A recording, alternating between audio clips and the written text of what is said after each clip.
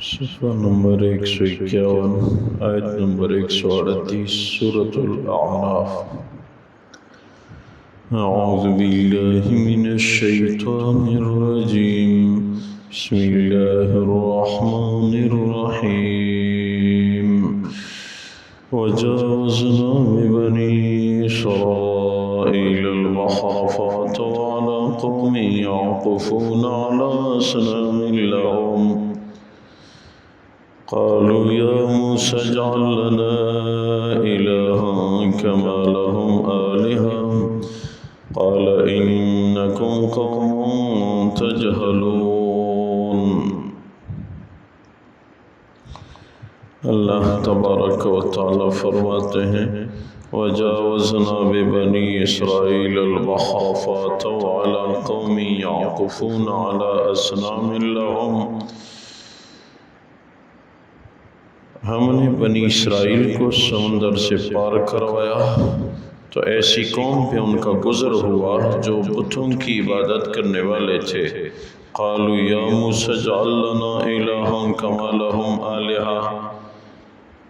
بنی اسرائیل عرض کرنے لگے اے موسیٰ علیہ السلام کیا آپ ہمارے لیے ایسے ایک معبود مقرر نہیں کرتے جیسے انہوں نے اپنے لیے معبود مقرر کیا ہے۔ قال انکم قوم تجہلون، موسیٰ علیہ السلام نے فرمایا تم جاہل قوم ہو۔ ان ہؤلاء متبر ما ہم فیہ، یہ جس مذہب پہ ہیں یہ تو ہلاکت والا مذہب ہے۔ وباطل ما كانوا يعملون، اور یہ لوگ جو عمل کر رہے ہیں یہ باطل ہیں۔ قال اغیر اللہ ابغیکم الہا وهو فضلکم علی العالمین، موسیٰ علیہ السلام نے فرمایا کیا اللہ کے سوا دوسرا معبود تمہیں ڈھونڈ کے دوں؟ حال یہ ہے کہ اس نے تمام دنیا پہ تمہیں فضیلت دی ہے۔ وَإِذَا أَنْجَيْنَاكُمْ مِنْ آلِ فِرْعَوْنَ يَسُومُونَكُمْ سُوءَ الْعَذَابِ، وہ وقت یاد کرو جو تمہیں ہم نے نجاتی آل فرعون سے، وہ تمہیں بری طرح تکلیفیں دیتے تھے۔ یقتلون ابناءکم ویستحیون نساءکم، وہ تمہارے بچوں کو قتل کرتے تھے اور تمہاری عورتوں کو زندہ چھوڑ دیتے تھے۔ وفی ذلکم بلاء من ربکم عظیم، اور واقعی ان باتوں میں ایک بہت بڑا امتحان ہے تمہارے رب کی طرف سے۔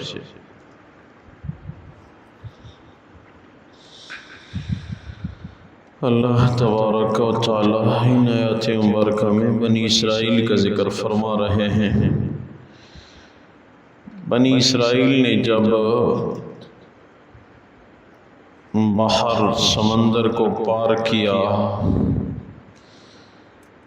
تو ایک قوم ایسی تھی ان پہ بنی اسرائیل کا گزر ہوا جنہوں نے گائے کی شکل کی مورتیاں بنا رکھی تھیں اور ان کی عبادت کرتے تھے۔ تو بنی اسرائیل نے ان کو دیکھ کے موسیٰ علیہ السلام سے عرض کیا کہ آپ بھی ہمیں اس طرح کا ایک رب دیں، ہم اس کی عبادت کریں گے۔ فرمایا تم جاہل قوم ہو، ان کے اعمال باطل ہیں، یہ ہلاکت کا مذہب ہے۔ اللہ کے سوا دوسرا معبود کیوں ڈھونڈتے ہو؟ کوئی ہے نہیں، اور اس نے تمہیں تمام دنیا پہ فضیلت دی ہے۔ رہا یہ سوال کہ ہم تو یہ دعویٰ کرتے ہیں کہ ہماری امت سب سے بڑھ کر درجے کی ہے، پھر قرآن فرما رہا ہے کہ اللہ نے تمہیں تمام دنیا پہ فضیلت دی ہے، تو تمام دنیا میں تو ہماری امت بھی ہے، پھر تو ہماری اوپر ان کو فضیلت حاصل ہو گئی۔ ہماری کتاب قرآن فرما رہا ہے۔ مطلب یہ ہے کہ اللہ نے بنی اسرائیل کو تمام دنیا پہ فضیلت دی تھی، اس وقت جو دنیا میں لوگ موجود تھے ان سب پہ فضیلت حاصل تھی، نہ کہ تا قیامت تمام امتوں پہ فضیلت نہیں۔ اس وقت تمام دنیا میں موجودہ امتوں پہ ان کو فضیلت تھی،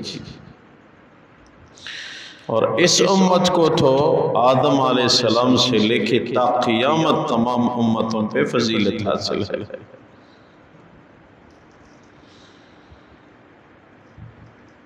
تو موسیٰ علیہ السلام نے فرمایا تم یاد کرو جب تمہیں آل فرعون کی قوم تمہیں اذیتیں دیتی تھیں، اللہ نے تمہیں نجات دی، اب یاد رکھنا یہ ایک بہت بڑا امتحان آ گیا۔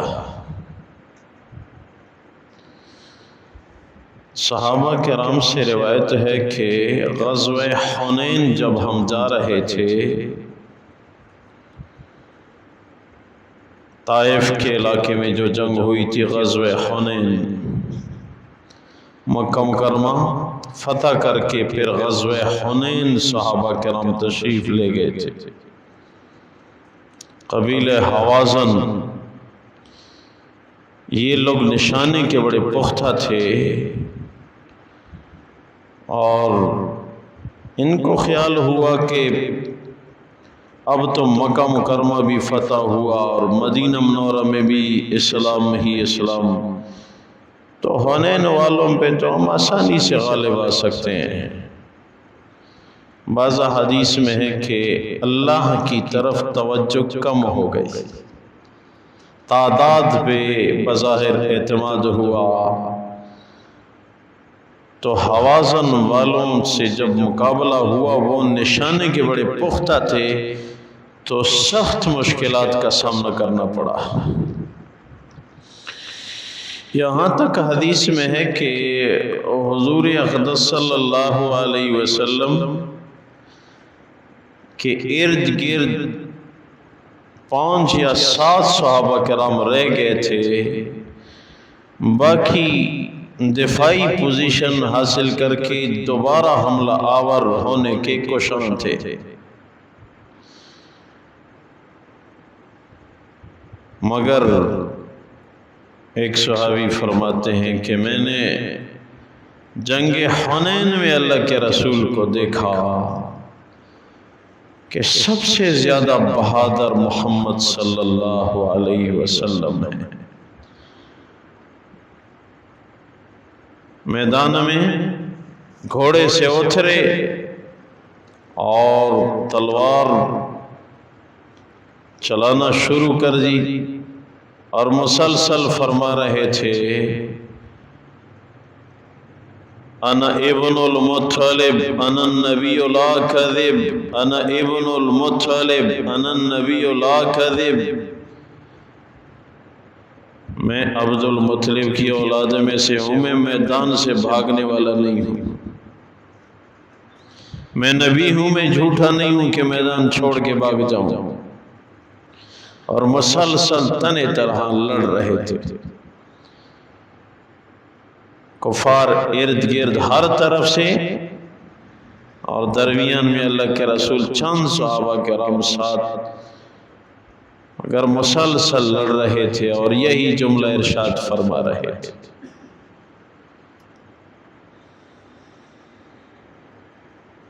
اور پھر اس جنگ میں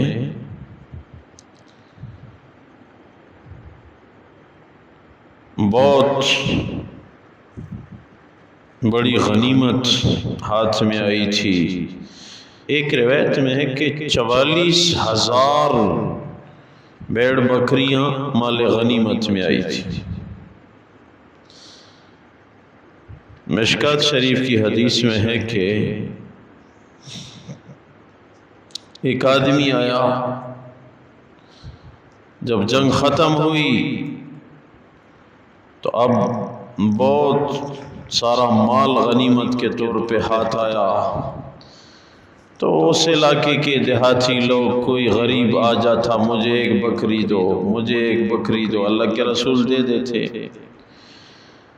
اب ایک آدمی ایسا آیا کہ اس نے اسلام قبول کیا اور کہنے لگا کہ وہ اس پہاڑ اور اس پہاڑ کے درمیان میں جتنی بکریاں نظر آ رہی ہیں وہ تمام کی تمام مجھے دے دے۔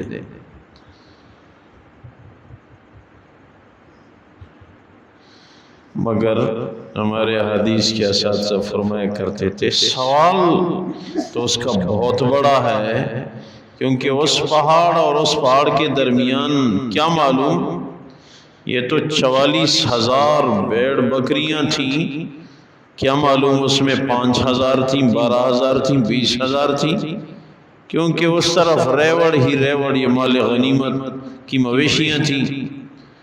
تو اس نے اشارہ کر کے وہ 2 پہاڑوں کے درمیان ساری بکریاں مجھے دو۔ سوال بہت بڑا ہے، اگر ہمارے حدیث کے اساتذہ فرمایا کرتے تھے وہ سوال جس سے کیا ہے اس کا دل بھی بہت بڑا ہے۔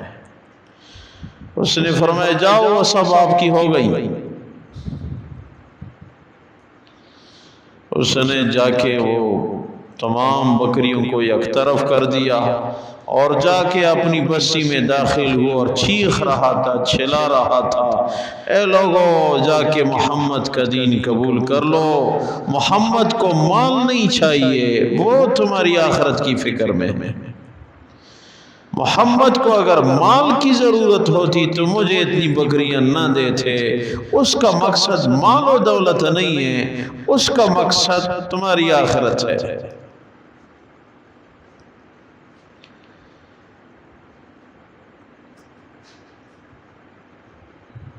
دین اسلام مال کمانے کا نام نہیں ہے، یاد رکھنا۔ ہمارے نبی نے دعائیں مانگی ہیں، یا اللہ میرے متبعین کو دنیا کی کثرت سے بچا دے۔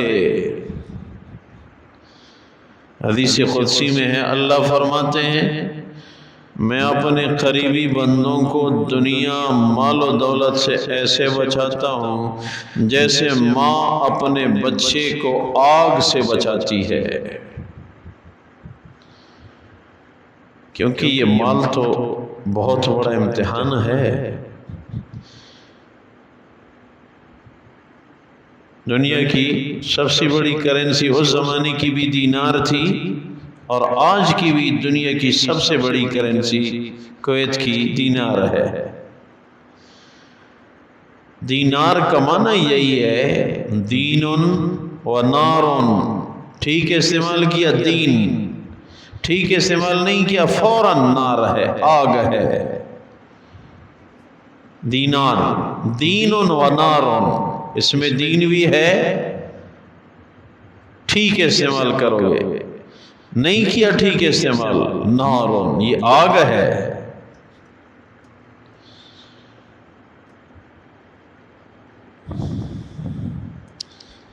بہرحال بات میں دوسری عرض کر رہا تھا، بات لمبی ہو گئی۔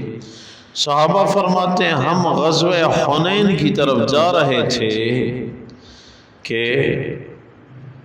ایک علاقے میں ہم نے ایک قوم کو دیکھا کہ ایک بیر کا درخت ہے،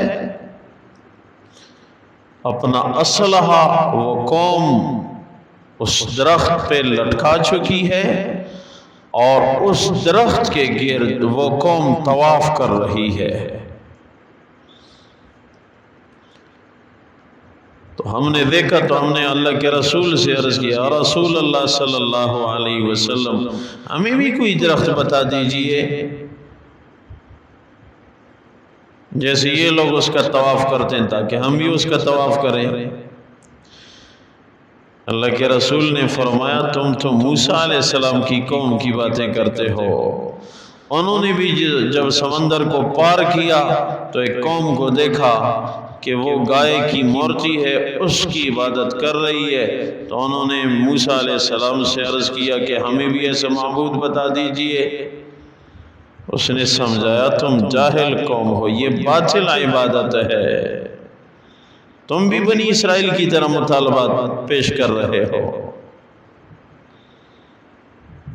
یہ باطل عبادت ہے، طواف صرف کعبہ کے لیے ہے، طواف صرف کعبہ کے لیے۔ ہماری اس مسجد میں جماعت آئی تھی تو ایک ساتھی کہنے لگے کہ کوئٹہ میں ایک علاقہ ہے تربت، اس میں ایک قوم ہے زگری قوم، کہ ہاں ابھی بھی وہ کعبہ موجود ہے، صرف اس میں یہ کر دیا ہے کہ اس میں حقیقی کعبے کی طرف ایک محراب سی بنا دی گئی ہے۔ یہ لوگ، وہ صدیاں پرانی بات نہیں ہے، کہنے لگے کہ یہ لوگ جو موجودہ لوگ ہیں، ان کے دادا پردادا زگری قوم کے لوگ یہ اس کعبے کے گرد طواف کیا کرتے تھے، اور ابھی بھی وہ قوم نماز کوئی نہیں پڑھتی۔ کہنے لگے کہ ابھی بھی زگری قوم نماز کوئی نہیں پڑھتی، وہ اس جگہ کے تقدس کے قائل ہے۔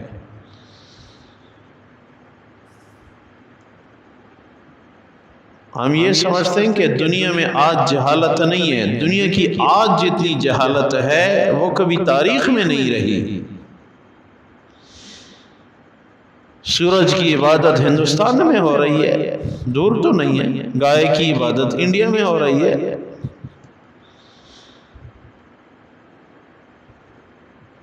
آگ کی عبادت ہو رہی ہے۔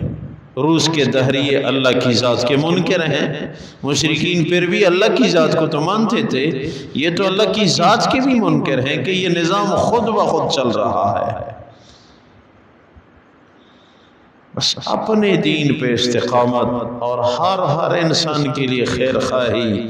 اللہ ہر انسان آپ کا بندہ ہے، کیا اچھا ہوتا آپ کے احکامات کو بجا لاتا، اللہ کے رسول کو خاتم النبیین مانتا۔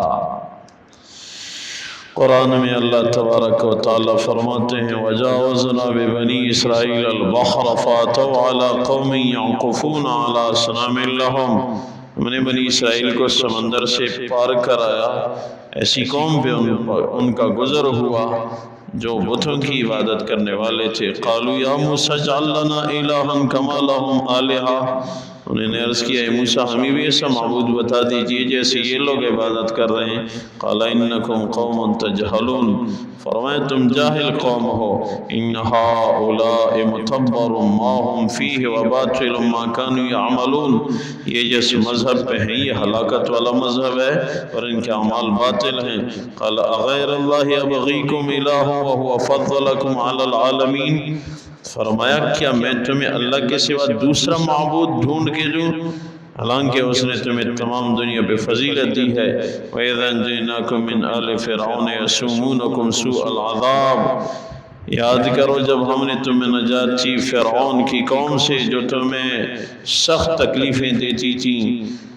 يُقَتِّلُونَ أَبْنَاءَكُمْ وَيَسْتَحْيُونَ نِسَاءَكُمْ وَفِي ذَلِكُمْ بَلَاءٌ مِّن رَبِّكُمْ عَظِيمٌ، وہ تمہارے بچوں کو قتل کرتے تھے، تمہاری عورتوں کو زندہ چھوڑ دیتے تھے، اور واقعی مذکورہ باتوں میں تمہارے رب کی طرف سے بہت بڑا امتحان ہے۔